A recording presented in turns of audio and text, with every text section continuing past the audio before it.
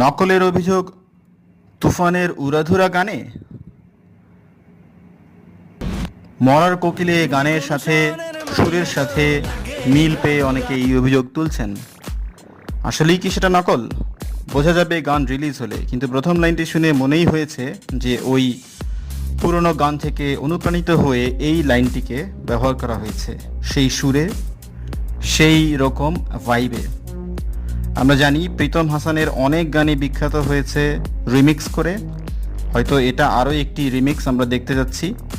আবার এমনও হতে পারে শুধুমাত্র এই একটি লাইনই রিমিক্স করে বা পুরনো সুর থেকে ধার করে নেয়া।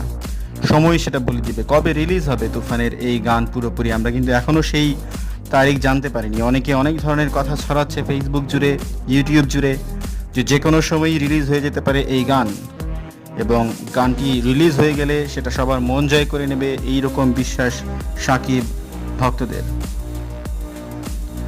সো যতক্ষণ পর্যন্ত না এই গানটি রিলিজ হচ্ছে ততক্ষণ পর্যন্ত বলা যাচ্ছে না যে এটি নকল কিনা। আবার আমরা ইউটিউবে কিন্তু এটাও দেখেছি যে তারা পুরনো সুরকার যিনি আছেন তাকে ক্রেডিট দিয়েছে, সেটাও একটা পজিটিভ দিক।